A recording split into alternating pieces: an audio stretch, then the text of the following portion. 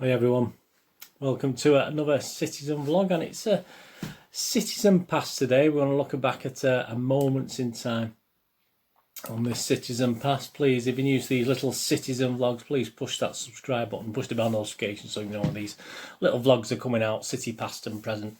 That'll be absolutely fantastic. Yep, a moments in time. We're going back to the 22nd of October and the year 1994, 22nd of October 1994, the Carling Premiership. City were in the Carling Premiership, and the game was Manchester City versus Tottenham Hotspur. A Saturday game, a 3 p.m. kickoff. I mean, it was actually on TV, but not to be shown in this country. Obviously, it was shown worldwide. Did they quite know what they were set out to watch? Who knows? Anyway, games between City and Spurs over certainly my supporting lifetime have given us some classic games of football.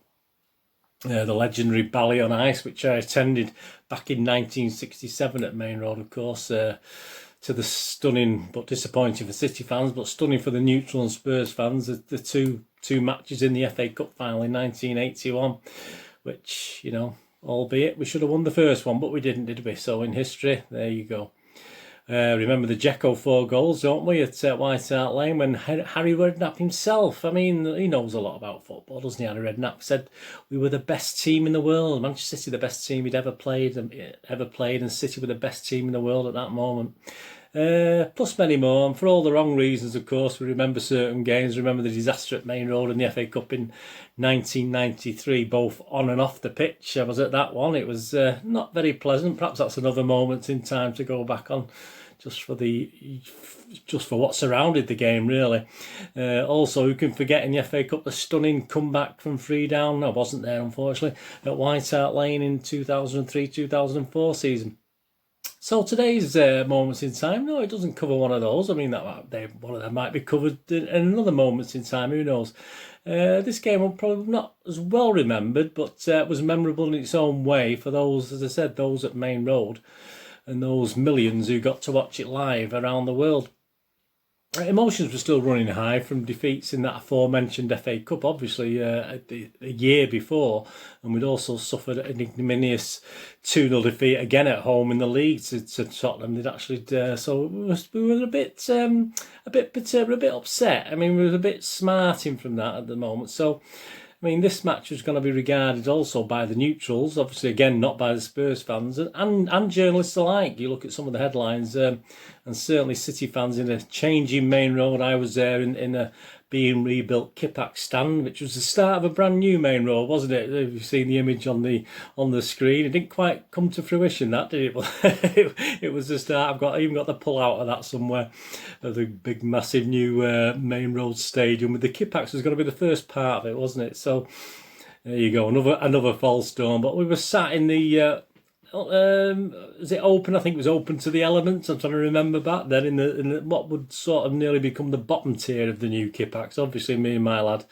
to watch this game, but we were lucky enough to witness some outstanding open football by both teams, not just by City. I mean, some journalists actually, even though it's, if you don't know, obviously City did win the game, which we'll talk about in a minute. But some journalists, even though City won the game, were brilliant. Even said Tottenham were the better team. So there you go. It never changes with journalists, does it? I mean, it was quite funny. Norman Wynn, who's no longer with us, writing for either the Express or the Sunday People, he used to write for both those papers. When he give a value for money rating at the end of this match, which he did, or he used to do in those days, would give Tottenham more points than City for value for money. But there you go. Just shows you the bias, doesn't it? Even then, as it is now. Yeah, the Tottenham team arrived at Maine Road, led by Ozzy Ardiles and Steve Perryman. Obviously, two more names to strike dislike into City fans' hearts of a certain age, and my age certainly. They were led, obviously the team was led by their own German. We had Rossler, who unfortunately was out injured at the time, even though he was featured on the front cover and in the match programme itself, he was still out through injury. It'd be a few weeks before he'd come back, actually. They had their own German, didn't they, Mr. Klinsmann? And then they were in problems of their own, Tottenham. I mean, they were actually deducted 12 points before the season starts for financial irregularities in the past. So they deducted 12 points and banned from the FA Cup. By the time we played them at Maine Road, that had been reduced to 6 points. And I think the fine had been reduced, received a fine as well. But I think they were still banned from the FA Cup at that stage. But we'll talk about that a bit more later on. Yeah, so our league record versus Spurs at Maine Road up to that game was quite good. We played 50, won 29, drawn 12 and lost 9. So it's not too bad, and neither team were really setting the league alight. Obviously, Tottenham had the panic of a 6-point deduction to think about, so they hadn't started very well. City were sat comfortably in 8th on 15 points after 10 games, so not bad. Bang average, really, wasn't it?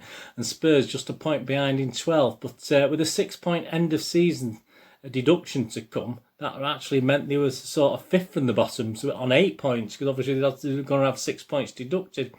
Ironically, with the Premier League dropping that season as well, it's going to drop to 20 teams from 22. So there's actually 4 teams going to be relegated this season. So all looked a bit dodgy for Spurs at that point in time. Not too bad for City, but again, we'll talk about that later on as we go through this. The lineups on the day: City, Dibble, Edgell, Phelan, Lomas, Curl, Brightwell, Summerby, Walsh, Quinn, Flitcroft and Beagrie. Tottenham: Walker, Edinburgh, Popescu, Barmby, Dumitrescu, Sheringham, Dazelle, Klinsmann, Scott, Kerslake and Campbell. In his programme notes, Brian Horton, who was then the City manager, did say that this could well be a classic. This could well be a classic, he stated in his programme notes. And he was going to be proved right, wasn't he, on that one? And with no German hero in our ranks due to injury, it was a 5'8" guy, just a 5'8" Tottenham reject, or an ex-Tottenham player anyway. A sort of mini City hero, wasn't he? And I think he still is to this time. A lot of love out there for him. Ex-Spurs player, of course, Liverpool, etc. But obviously at that point in time, doing great things for City. Not for long, unfortunately. Mr. Paul Walsh, and he would take man of the match plaudits in this game. Some headlines from the day, just to show you the headlines from the journalists. Again, Mr. Walsh comes into a lot of these. You'll never waltz alone. Sorry about the puns. Sorry about some of these. Maine in the neck. Avenger Walsh nails old pals. Paul takes them to the cleaners. Yeah. Wicked Walsh's sweet revenge. Old Flame Paul burns up Spurs in a classic. Slick City proved too smart for Tottenham. Cavalier Oz is heading for disaster. Last Walsh for Ozzy. Don't get any better, do they? Perfect Paul, the main man. That's quite a simple one. Horton's entertainers run riot. City top of the bill. City journalist Paul Ince, of course. Well, I mean, obviously, I had a few match reports, but I always want to go back to Paul Ince because we love him, don't we? His headline was simply King Paul in the Manchester Evening News, and I'll just read from his match report to sum up the game. I mean, the final score, I mean, you probably know it anyway, but it's obviously Manchester City 5, Tottenham Hotspur 2, and this is just reading from Paul Ince's report for the Manchester Evening News. The world's soccer-playing nations know now that there's more than one booming football club in Manchester. Manchester City's name will have been on the lips of millions of supporters around the globe over the weekend. Whoever decided to beam City's match against Spurs to a worldwide TV audience really hit the jackpot. After the name being chanted by City fans at the end was the irrepressible Paul Walsh. He has turned into some memorable displays since his bargain £750,000 move from Portsmouth last March. But nothing could have compared with his fabulous match-winning display against his former club. Walsh insists that he wasn't spurred on by revenge as he plundered 2 goals and laid on 2 others, and he will be the first to acknowledge the role played by Keith Curle and his co-defenders in providing the platform for a win, which provided further evidence that the Blues really are on the march again. Look back on this at the end of the season. Spurs may have their defensive frailties, but going forward with players like Jurgen Klinsmann, Teddy Sheringham and Ili Dimitrescu, there is no more exciting or potent team in the land, and it shouldn't be forgotten that even with that glittering array of talent, such was the determination of City's back four, that Spurs could only score from the penalty spots and from a Dimitrescu shot which was going nowhere until it was deflected past Andy Dibble. The Blues seemed destined for an afternoon chasing shadows when Spurs opened up with wave after wave of lightning raids, virtually all of them orchestrated by the brilliant Klinsmann. But it was Walsh who broke the pattern and began to stamp his personality on the game when he pounced to sweep home a low shot. Klinsmann hauls Spurs back into the match by earning a penalty after being pulled down by Dibble. With Dumitrescu tucking away his spot kick, Spurs again poured down Dibble's goal, only for Walsh to finish them off in the space of 3 minutes. He timed his run superbly 4 minutes from the interval to rise to nick some of his magnificent cross and bullet in a header. And that was just the invitation Big Niall Quinn needed to launch himself forward bravely to head home his 6th goal in his last 6 outings. Tottenham's resistance flickered briefly at the start of the second half, with Dumitrescu claiming his 2nd goal. Peter Beagrie opened his box of tricks to leave poor David Kerslake tackling fresh air before whipping in a centre for Steve Lomas to score. Walsh had the last word. His run at heart of the Spurs defence 5 minutes from time during 3 defenders, and he rolled the ball across for Gary Flitcroft to score with a crashing drive. The match facts: goals: Walsh 16 and 44 minutes, Quinn 41 minutes, Lomas 52 minutes, Flitcroft 85 minutes, and for Spurs, Dumitrescu on 31 minutes with a penalty and 46 minutes.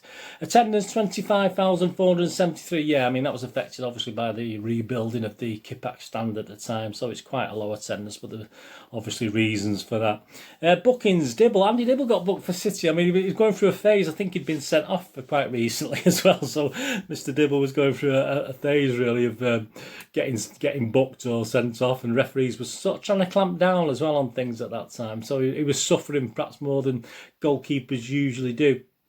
The City player ratings that day: the form guide in the Manchester Evening News. Dibble got 7, Edgill 7, Curl 8, Brightwell 8, Phelan 7, Flitcroft 8, Lomas 8, Summerby 7, Beagrie 9, Quint 8, and Mr. Walsh 10. Of course, where we get a 10. There you go. All the subs, Hill, Mike and Margetson, were not needed and not used. Referee David Ellery. Remember David Ellery?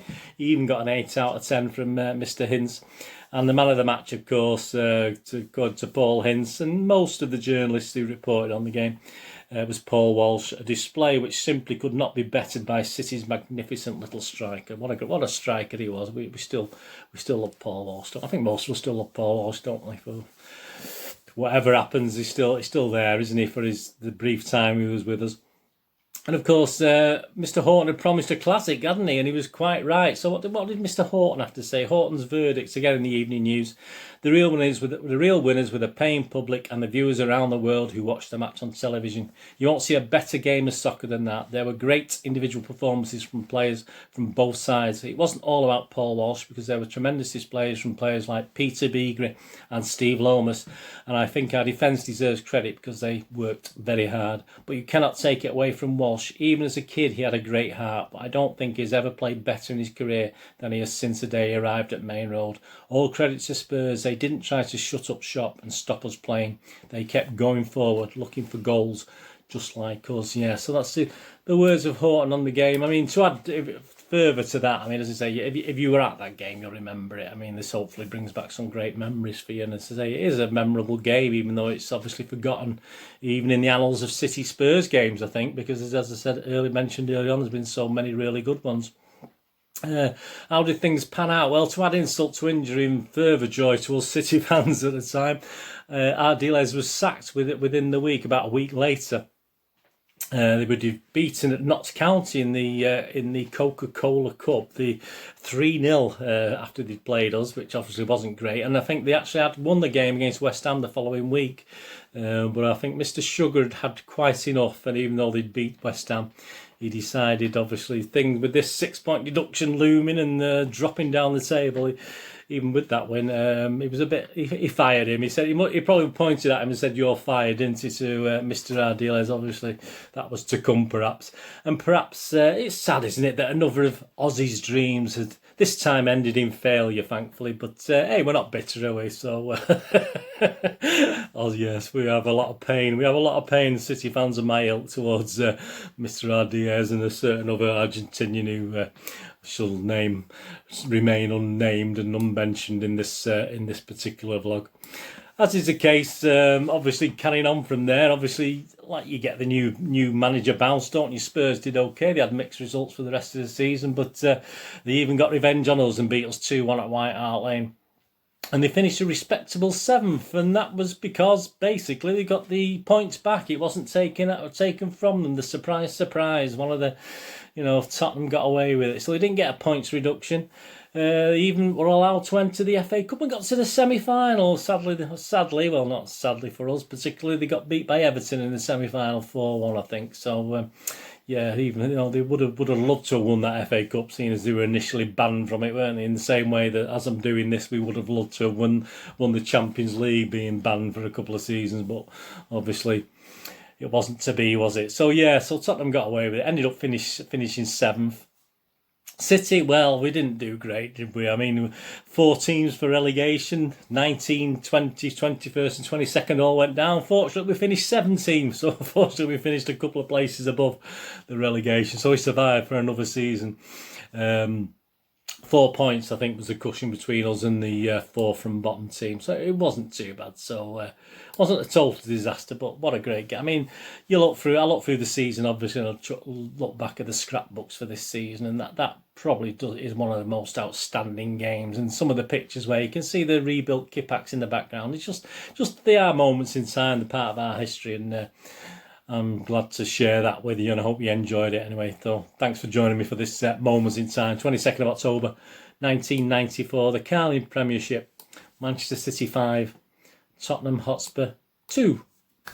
Please check my little links and my little day job as well. I do, if you're into movies and posters, etc., I have a little website, moviegamenostalgia.com, for old and rare movie posters. Old and rare DVDs, movie posters from the 1990s and 2000s, and some board games on there as well. So if you can have a look on there, absolutely fantastic. But please, as I said, if you can not push that old subscribe button, please do so, and tell your friends, tell your City supporting friends about these little vlogs. As I say, hope to inform and entertain as we're going through these, and hope I can get some good memories for you as well, really let you relive things and your thoughts. Please let me know in the comments your thoughts on this game if you were there. It's like me and my lad were there with the other 25,000, probably not 24,000 if you take the Spurs fans out of it. Fans in attendance at that game that night. It was a bit wet, I think. It was a bit of a wet day as well. It wasn't, and there's certainly, I don't think there's any roof on the kip out, so we got a little bit wet. But no pan shows or anything like that. We just took it like men. Anyway, thanks for joining me. Please, hopefully you'll join me again for another Citizen Past or Present very, very soon. Whatever you're going to do this today, have a great one. Look after yourselves, look after your friends, look after your family, and more importantly, let's all look after each other. Until we meet again, thanks for watching. Please stay safe, please. Bye-bye for now. Bye-bye.